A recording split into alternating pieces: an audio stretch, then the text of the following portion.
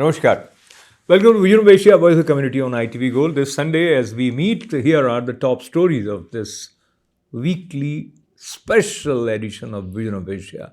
We'll begin with part of conversation with the Senior Instructor Art of Living, Aniket Gune, about adding value to your silence. Yes, you can add value to your silence, and tips would be shared in our another segment every week. This week with Padma Shri Dr. Sudhir Parikh, we talk about several issues, and one of them this week would be the situation in Bengal. Chief Minister's actions in the presence of Prime Minister of India. We also have actor Vivek Oberoi organizing fundraiser for underprivileged children with cancer. Indian American CEO Council also raised $1 million for India COVID-19 relief efforts in Jaipur.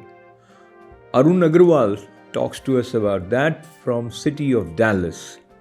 South Asian Democratic Club is supporting mayoral candidate Sam Joshi for Edison mayor's position. And we also have Dr. Tushar Patel sharing his analytical views on the situation of COVID-19 in India. So all this coming up right after these short messages. Stay with us. While we are surrounded by noise on various fronts, be it social media, be it media, or even interpersonal communication, many times more than real essence of dialogue, it is the noise that surrounds us. And how we can add value to our silence, Senior Instructor Art of Living Aniket Gune talked to us about that. Here is a part of that conversation. Talk to me about how would you define silence, and as I finish my question, there are many words which tries to come, and I will respect their pressure and take 30 seconds to mention that we will talk about the philosophical aspect of silence, but also about the political aspect of silence and social aspect of silence. So if you stay with us, you will learn how to make your silence more valuable, because this is the currency of silence. So that is a marketing bit. Now continue, continue Aniketji, with your take on what is silence, why it is important. Yes, you are with us. Silence. Silence is. I'm just coming out of a 4-day silence retreat that the Art of Living offers. So comfortable. From the confines of your from the confines of your living room, you can zoom in and see how not silent the mind is. In everyday life, there's so much happening over here in the mind that even though we are silent and we're not talking, we're not making any noise, there's so much noise happening inside of us. So the moment when you sit with yourself and you're with your thoughts, you start realizing how noisy you actually are. And then over a period of time, as you sit with the thoughts really settle down. And then what emerges is silence. And that you can feel in your presence, that you can feel even in words. Gurudev says the purpose of words is to create silence. It's such a beautiful statement, but it's similar to how let's say a pond has a lot of waves, and over a period of time, if you leave them alone, the waves settle down. So silence is just so precious, actually. And everybody should take a little bit of time to remain silent in the day, maybe 5-10 minutes every day through meditation, breathing, or a little bit more extended periods of time where you can really detach from our phones and email and all the day-to-day responsibilities. It's a gift. So normally, many times unconsciously, we connect silence by inactivity of the kind which is not productive. So our mind constantly tells us plan, have the to-do list, and what have you done, tick it, or think about how you are going to make this thing happen or that thing happen. So that is something which we feel is necessary. How do you find this in connection with silence that you just referred to? You know, the ideal state, again, Gurudev talks about this, is when hands are busy, hearts are full, and mind is empty. But typically what happens is our minds are full. Our work doesn't necessarily have the emotion or the devotion that it necessarily deserves. Our hands are busy on the phone. So in some ways, we've inverted the role of silence even in our waking life to get stuff done. But if you think about the best work when it gets done, or the best ideas that come, or the best creative thoughts that come, is when the mind is silent. Absolutely. So how to reach to that state where your mind is silent requires a lot of practice, but if you care to share through your experience of having participated in a retreat of silence, and basically if I bring it in connection with the computer, we say वो reboot करना है so that you shut it off.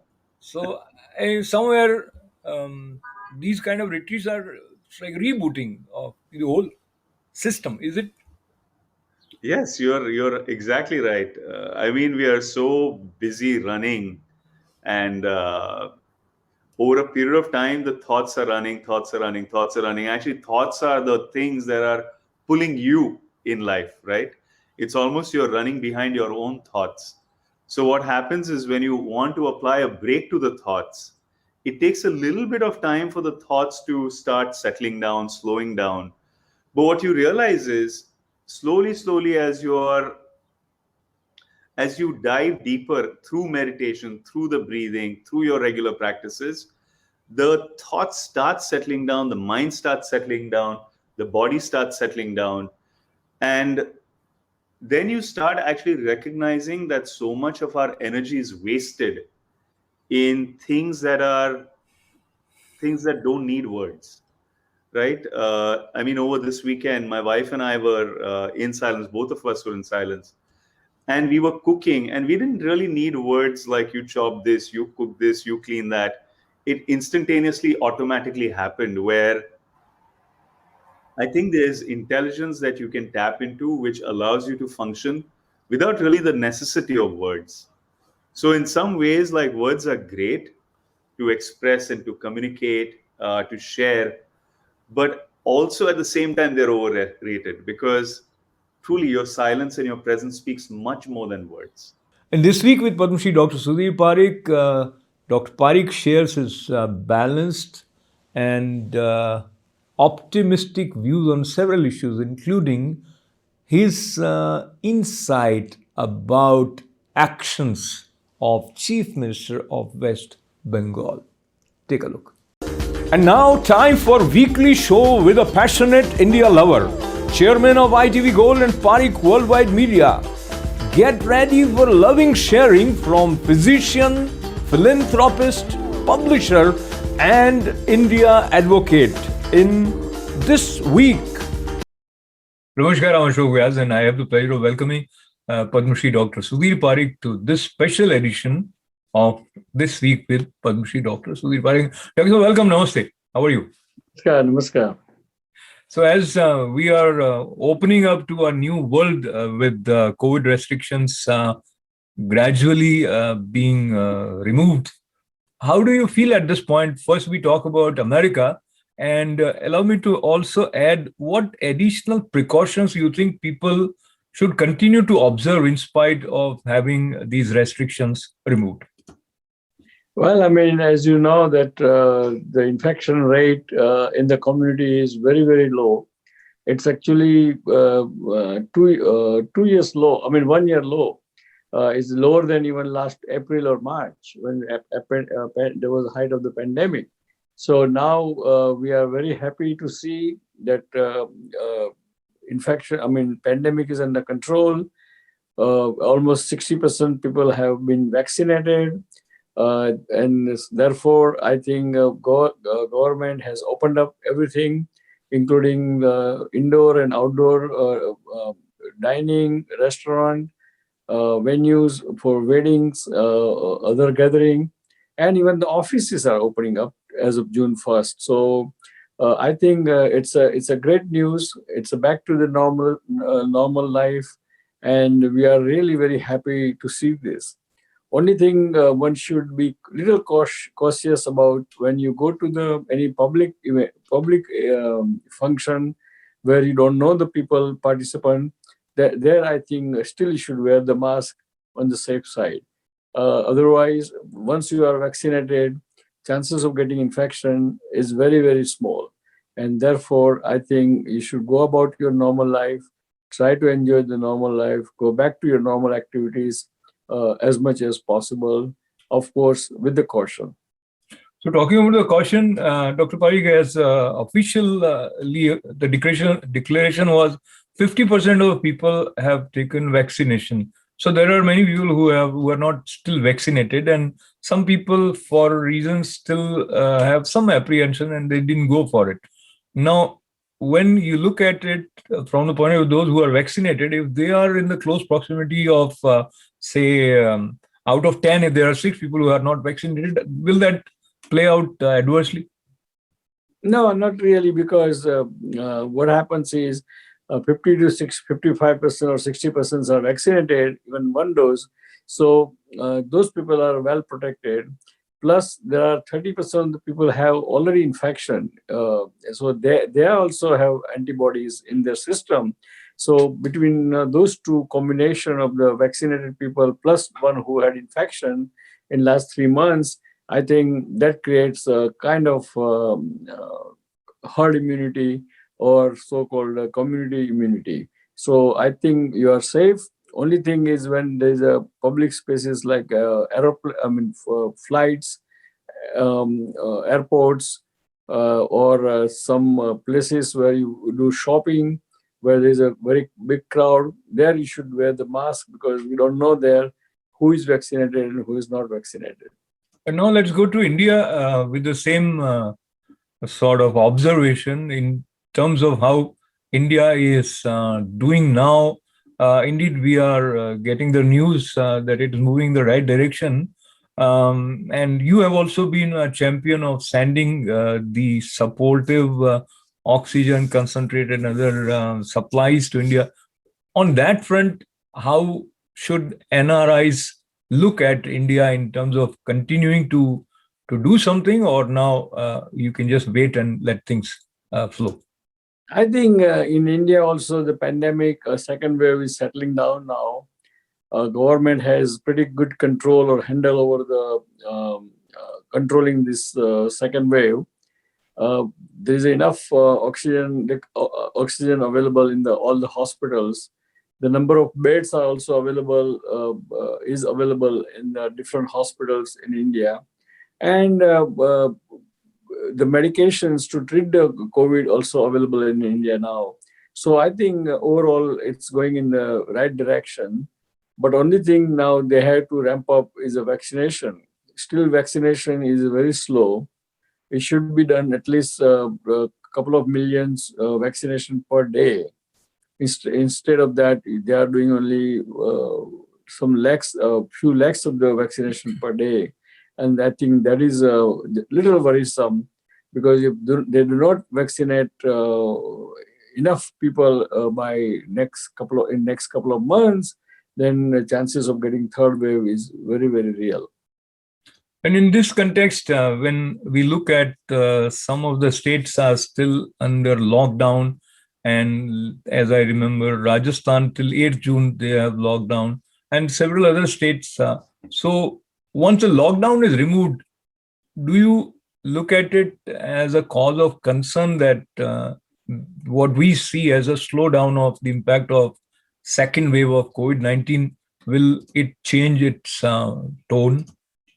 Well, I mean, when lockdown is over, probably we have to be worried about or concerned about vaccination. So as long as the vaccination is done in the right speed or right speed and right vigor, then I think we will be fine. If not, then still we have concern, and one should worry about it. Let's look at other natural calamities that have affected and how political dynamics plays out. And I quickly recollect with you Prime Minister Narendra Modi waiting in Bengal to address the relief effort works with Chief Minister of Bengal as well as the Chief Secretary, and they didn't show up for half an hour. They left after leaving a file, and then there are some actions that are following against the Chief Secretary, who is now retired. How do you look at this scenario, indeed the role of Chief Minister of Bengal, as well as what way central administration should deal with this kind of situation? Well, I mean, this is very deplorable situation. I think Chief Minister should not have behaved like that, because at the end of the day, all chief minister in the federal structure or federal country, one should respect the prime minister, and chief minister should have come on time and not let the prime minister wait for her. And I think that is not acceptable. That is wrong. And I think rightly, prime minister or BJP spokesperson criticize her, and that criticism is it's kind of well justified. But beyond that, nothing much PM can do for CM because of the other. It's not as simple as that.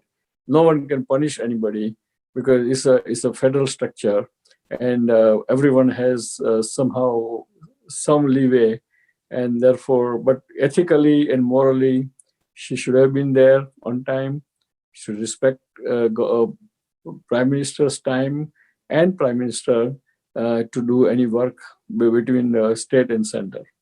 Absolutely, because at the end of the day, you are serving people, and coordinated effort definitely helps. And talking about coordination from the point of view of social media, how Twitter has been at loggerheads with central government, and then there are some new laws in place which they didn't comply with. So there is a halla gulla happening. On the one hand, security of a nation as well as its sovereignty. On the other hand, a company that comes, which has its root outside of India, and it overrides the law of the land. Your take on this, call it controversy or an ongoing interactive way to find the proper equilibrium? I think any company who operates in India should abide by India's rules and regulations. There is no exception to that, and it should not be exception to that. And if not, then India's government should make sure that they abide by rules and regulation. And if not, then the government has all right to completely terminate them for their business in the India. And I think government should take some strong steps to kind of give the example that government means business. Absolutely. And of late, the image of Prime Minister Modi, because of several challenges which back to back have surfaced in India, people feel he is not acting in a firm manner, and he's not as decisive as people started associating with his personality. And of course, there are these issues, including the migration of innocent citizens of Bengal due to post-election violence, but no specific strong statement also from Prime Minister.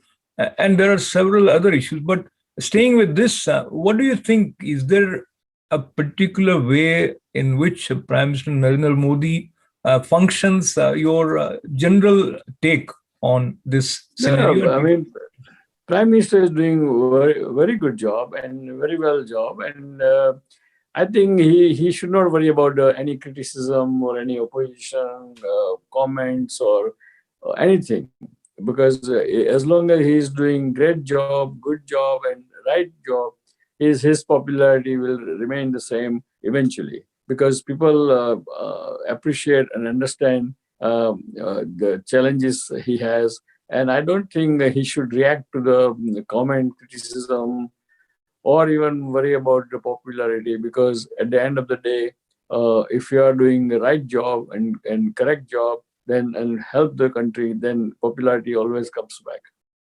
So I think you have a very balanced view on it. Allow me to sort of follow up on this, because when it is politics, it ultimately boils down to the perception of people, and perception is related to communication. So somewhere looks like even if you are doing good, but if it is not conveyed, communicated, then it may not help you sustain the kind of popularity that you enjoy. That is another No, view. I think eventually, I'm sure government is conveying it, but right now, kind of because of the challenges, kind of it kind of overwhelms challenges overwhelms their communications, and but I would not worry about that as long as he's doing right job, right. He follows the right direction. Uh, Little lack of or drop in the perception or popularity doesn't matter, because eventually always truth prevails. People understand and appreciate, not today, tomorrow, or anytime. Absolutely. And as there are some technical glitches, but I hope we have you back here soon. So, Doctor, there is another issue which is also drawing attention of people, and that is related to the Parliament building, which is Central Vista. That has also been objected to, that it has 1100 crore rupees project, and these days, because of COVID, the economy is not doing so well. So there have been several critical statements from the opposition as well as from the press. And before I seek your comment, also I would mention that High Court also received one petition which it has rejected, and it has upheld government's decision to continue with making of this Central Vista Parliament building. Your response? Well, I think government should do it on his own wisdom to continue the vista. I mean, obviously, it gives little not very positive optics during the pandemic. So government can always wait for a few months to restart the vista, and it's never late to restart again and complete before even the end of the second term of the Prime Minister Modi. So I think again it's more of optic, more of kind of perception, which is not reality, and so they should continue move forward. But probably it's a wiser to move forward once the pandemic and vaccination problem is resolved. So I kind of want to, I'm tempted to share my take, because they don't have any specific date when it will be over. And another line of argument was it is also going to generate some employment. And of course, economy is not doing very good. So it might help in that direction. But as we conclude, how do you see the potential of India bouncing back after this COVID hit in terms of its economic growth? I think India's economy fundamentally very strong economy. There's a vast number of people and very young population in India. All these things together, India will bounce back. It may take little time, but it will bounce back within next year or two. So I'm not worried about that, because fundamentally economics of the India is very sound and strong. So I think it will happen. Very nice. So those positive and balanced views, as always, coming with a sense of pragmatic wisdom from Padma Shri Dr. Sudhir Parikh, and your concluding remarks from today's show, Dr. Well, again, for as far as USA is concerned, we almost won the or conquered the pandemic. Now we should enjoy and try to go back to normal life and enjoy the normal life. For India, I think still they have little way to go. The vaccination is very important. Government has to double up or triple up their effort to vaccinate at least 50 to 60% of the population within next 2 to 3 months. Otherwise, there is a small chance that there might be a third wave there. So I think that's governments should have that priority. And I'm sure with the wisdom of the Honorable Prime Minister, it will happen. So I'm very positive about it. I thank you everyone joining us this week. We'll see you next week with a different topic. Goodbye. Jai Hind. God bless America. God bless India. And God bless Indian American community. Thank you. Actor Vivek Oberoi is known to be actor with compassion, and he is now working towards organizing a fundraiser to help underprivileged children with cancer. He talked to Aditi Lamba about this initiative. What are the projects for this year for you right now? What is your focus? I know you're really into philanthropy, and that will continue to happen because India is going to need help for the rest of the year, let's be honest. But what else are you working on? What are your hopes for this year?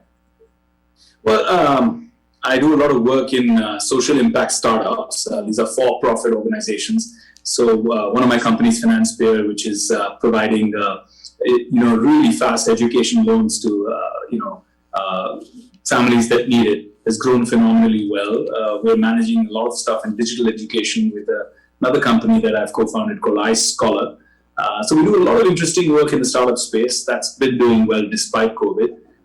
Especially the tech companies are doing quite well. They've grown a lot.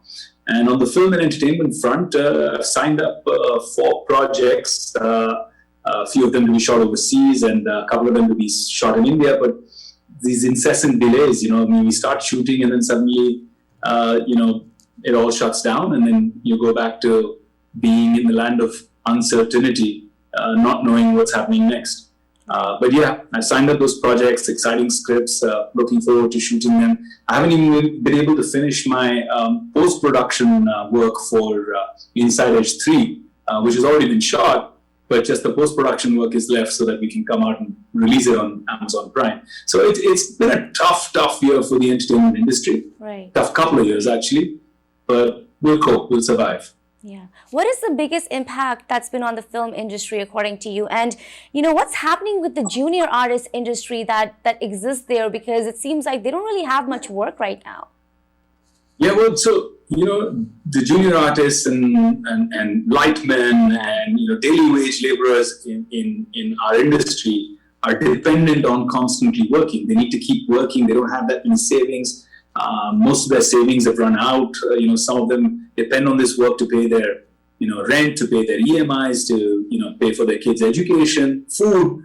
So they've run out, and our organizations, a lot of actors, me included, many of our organizations have banded together and taken the responsibility of many such families, trying to help daily wage laborers, from our industry and junior artists and people like that.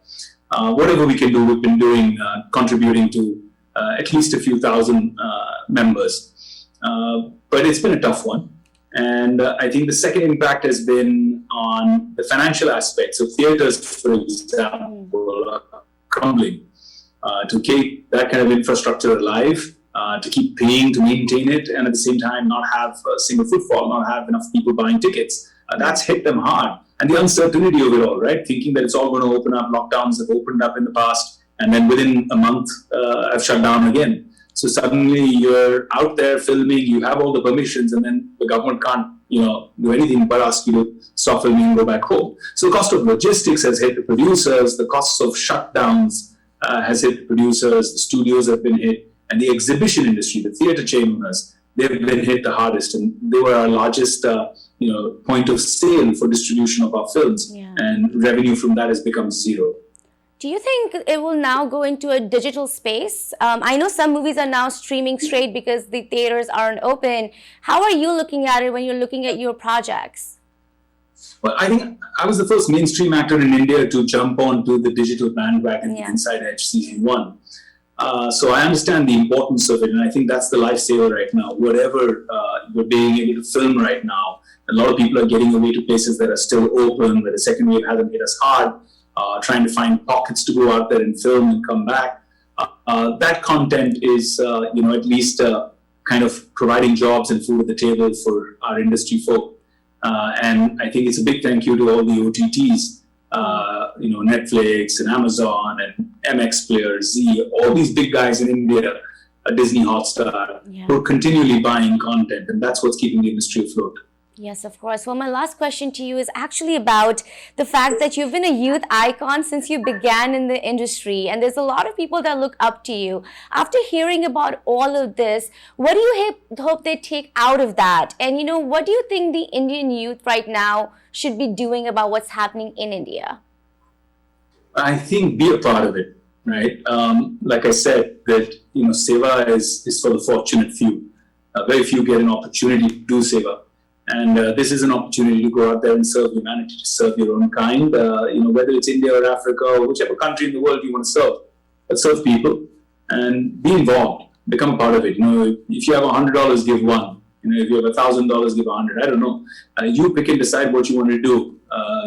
Set something up for yourself as a target that I'm going to impact these many lives and help these many people. And that to me will make all the difference in the world. Yeah, such great advice. I really appreciate you giving us your time, and we will be definitely displaying all the charities that you have mentioned so people can actually go and donate, because that's the most important thing right now. Thank you again for your time. Thank you so much, Aditi. It's always a pleasure. Indian American CEO Council is also actively working to help India fight COVID-19. And Arun Agrawal, who is a part of Indian American CEO Council, was instrumental in organizing City of Dallas, a fundraiser which has raised $1 million, which would support COVID-19 fight from Jaipur, Rajasthan. Here is a part of conversation with Arun Agrawal. What is the Indian American CEO Council, and what's the mission of it? Aditi, there are many organizations we have who are enhancing and supporting the cause of Indo-Indian Americans and the global trade between it. A few years back, me and my friend Sanjeev Yajnik, who is president of Capital One Financial Services, we got together that can there be an organization which is, Indians today, they have broken the glass ceiling, as we know. They are leading CEOs of various major corporations. So what can we do to create an organization which is C-suite and which can enhance the brand of Indian American? And that's where came the idea of Indian American CEO Council. And we formed it around 3 years back, and really very happy. We feel, I think, organizations are doing some phenomenal work, but this was something we can add and enhance more to what was happening with Indian Americans here in USA, and to enhance the trade relationship between the two countries. Right. It's so important to celebrate the Indian American CEOs that we have across the nation. They're doing such a great job. You are the chairman of the Indian American CEO Council, and you, along with Dallas Mayor Eric Johnson, have raised $1 million for COVID relief in India. I'd like to ask you, could you give us an insight into what this initiative is and how did it come around? So around two and a half weeks back, I met Mayor in another social event, and he's a good friend of mine. And we talked about, of course, India, what was going on, and his first question was, Arun, what can we do to help? And then, Aditya, as you know, there are various organizations who are doing phenomenal work. I can name so many of them. So I told him, Mayor, there's so much happening. And he said, let's do a city to city match. And, Dallas received help when it needed. So it is our time to give back. And, those words were music to my ears. And I just seized on it. So he gave me responsibility to see what the matching city would be. And this is how this project started. And really very fast and furious, because the need was fast and furious. Right. And you picked Jaipur as the city to send all these supplies and help to. I'd like to know what is happening on the ground there right now. And what are the conditions of hospital and clinics? What are you hearing? This, it just seems like this is constantly the news which comes to you 5 minutes back might not be the same which you'll hear in next 5 minutes. As on today, they say the COVID cases are going down, the hospitalization has normalized, but the normalized in India, what they are saying is not the normal we are used to and fortunate to have it here. People still have to wait for, if not days, hours to get an ICU bed. The oxygen situation has improved tremendously, but as you might have heard, there's a new post-COVID syndrome of this black fungus. Right. And that just, one pandemic has created another epidemic. So now cities are fighting that, and Jaipur is part of that as well. And Jaipur is actually one of the 4 cities which got affected by black fungus more significantly than others. I don't know the reason of that, but I think they were affected very significantly. Right. And what kind of supplies have you sent so far to Jaipur? And how is this whole program working? Because I'd like to look at the transparency of things. How is the money traveling? And how are they getting help in India? So one thing, the reason, we selected Jaipur was that we did not want to make an absolute donation in terms of money, because again, as you said, not only the transparency, but we wanted to see where the need is really being used. So rather than giving money to fund the Chief Minister's fund and all, we totally partnered. The Health Minister of Rajasthan, Jaipur, was very, very responsive. He created a team. So we sent our first set of concentrators, which they are, though the need went down, but still, I think they're saying there is going to be a third wave, and which is being distributed by them. Besides, now Red Cross is a global society. So the PPE we are partnered with Red Cross. Some of them we feel we will be proactively ready of the PPE and other needs when they are now saying the third wave will come. So, and they are going to use, along with the consultation of the health ministry and even the Rotary over there, to see how it gets distributed. And so that way, not only there's a total transparency, but even, people have participated and they would like to know, what difference they have made, and we owe it to them. South Asian Democratic Club has decided to support Indian American candidate Sam Joshi for the position of Addison's mayor. Here are some more details on this aspect. Welcome back. You're watching Vision of Asia, Voice of Community on ITV Gold, and this program is reaching to you every Monday, Tuesday, Wednesday, and Thursdays at 8 p.m. Weekly edition of Vision of Asia waits for your presence every Sunday at 11 a.m. We appreciate this rhythm of communication as well as family-oriented feeling that we have from ITV Gold with our viewers by your love and support. Stay with us. We'll be right back after these short messages.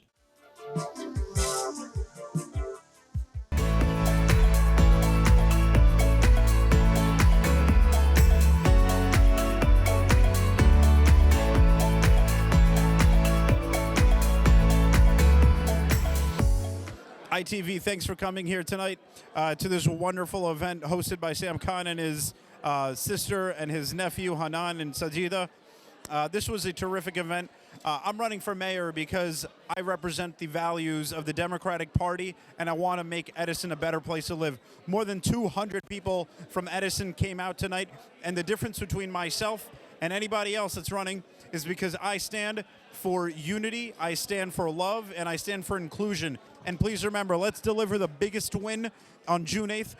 Please vote column A, top to bottom. Hi, my name is Kevin McCabe. I'm chairman of the Middlesex County Democratic Organization here tonight with the South Asian Democratic Club in celebration of Line A, up and down the ticket from Governor Murphy to Senator Dygden and Assemblyman Karabinchak and Sterling Stanley and the entire slate of county leadership. And in particular, we're here for Councilman Sam Joshi, who is embarking upon his bid to be the next mayor of Edison. We as a Democratic organization have stepped up and given him our full faith and support because we believe that this is going to be a defining moment for not only Edison but for Middlesex to ensure that we have the right leadership for the next decade plus and that Edison is able to chart a course for stability and growth in a proper way. Hello, this is Santhi Nara, and I am the Deputy Director of the Middlesex County Board of County Commissioners. I'm here tonight at an event supporting Sam Joshi for Mayor of Edison. Column A from top to bottom, and hopefully Sam Joshi for a better future for Edison. Hi, good evening. This is Assemblyman Sterling Stanley here at Akbar Restaurant. Tonight's event hosted by the South Asian Democrats about voting for Sam Joshi in the Edison elections coming up in the primary. This is a very important event showing the inclusion and the coming together of all the different diverse cultures within Edison. We're here tonight to support Sam Joshi and his run for mayor. It is a great opportunity for Edison to come together and show that they're united behind him.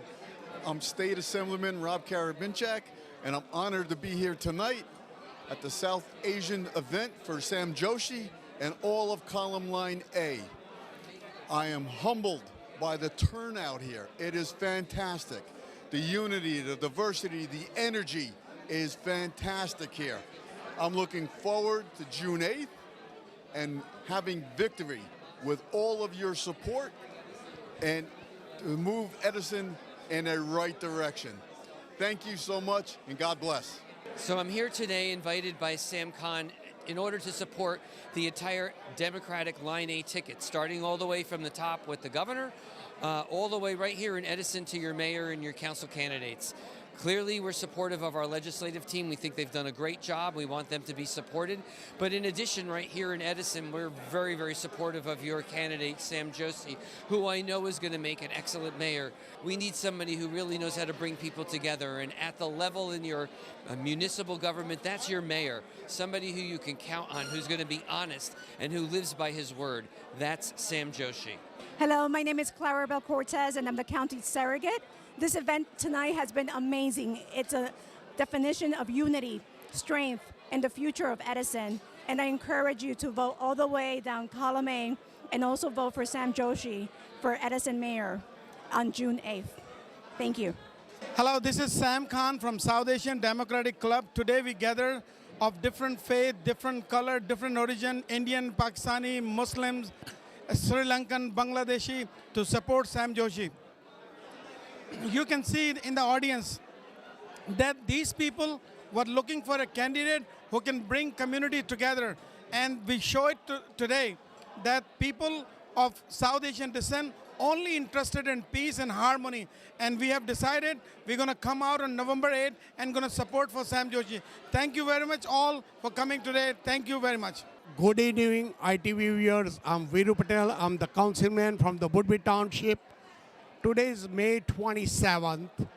We are about 10 days away from the election, and it's a primary election for Democratic and Republican Party.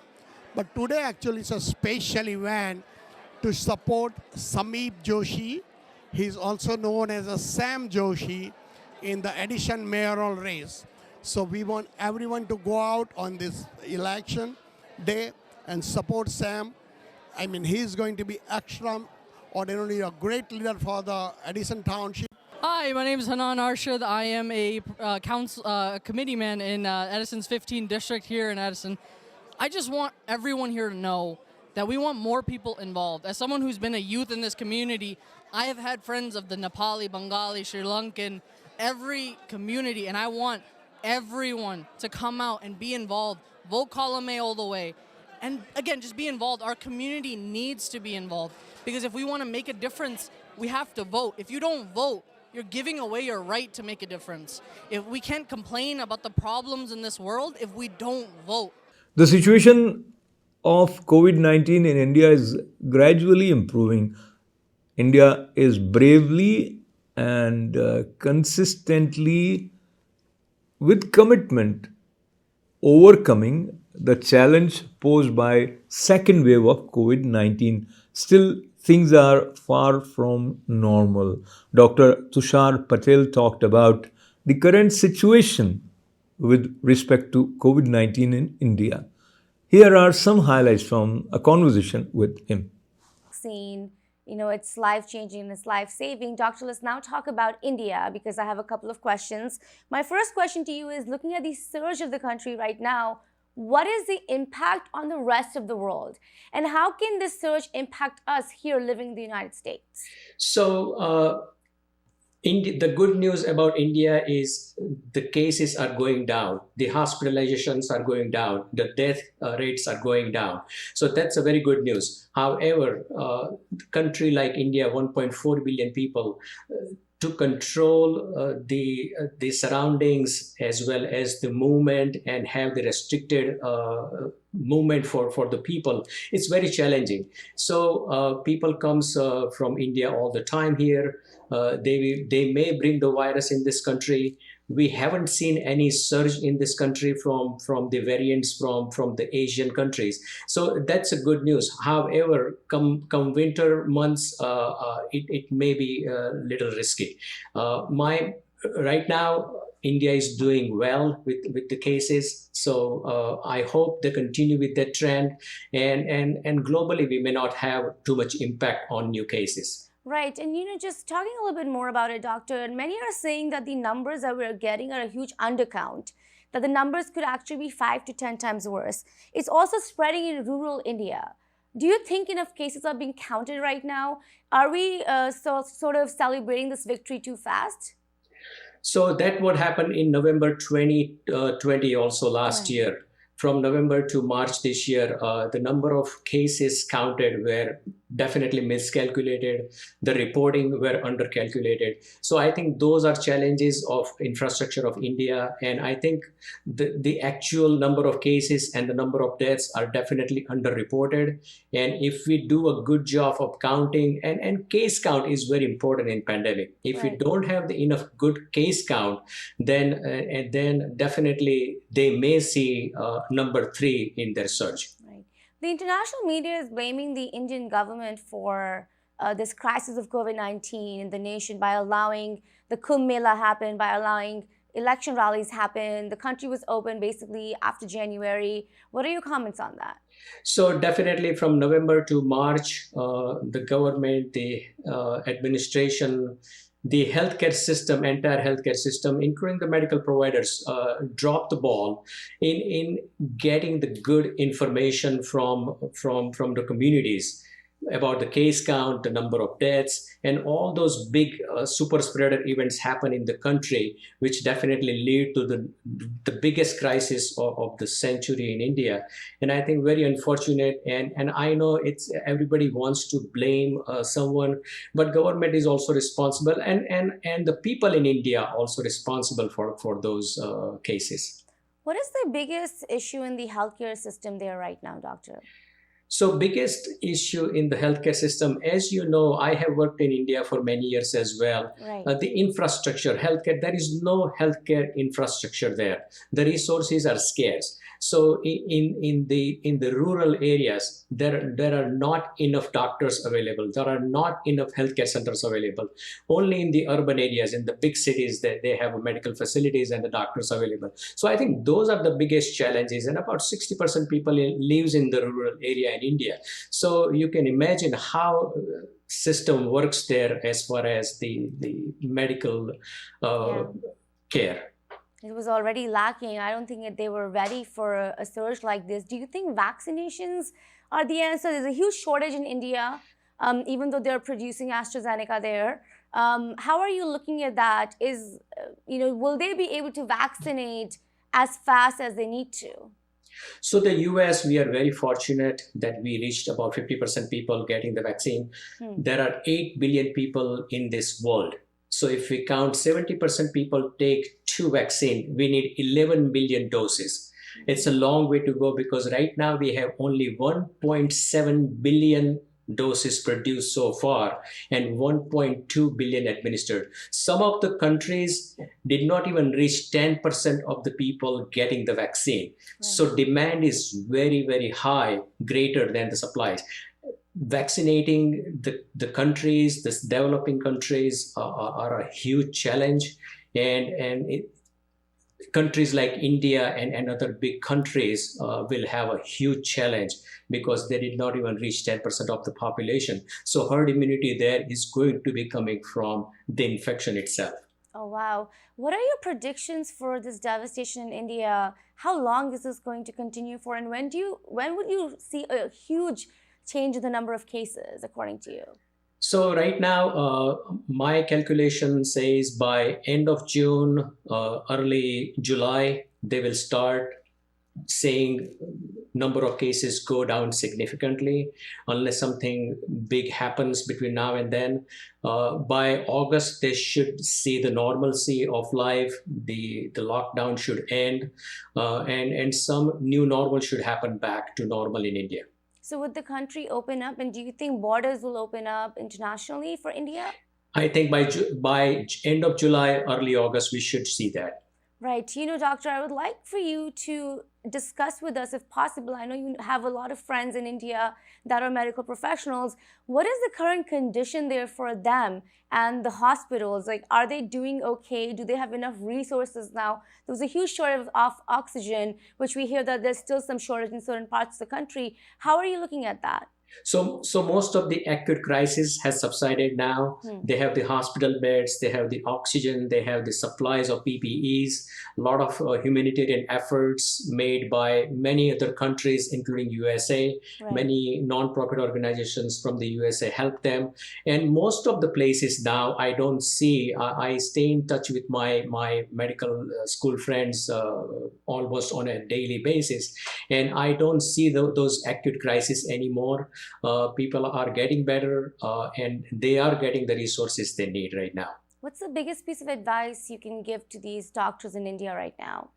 My advice is just follow the healthcare guidance, learn from what happened in the US and what happened there in April and May.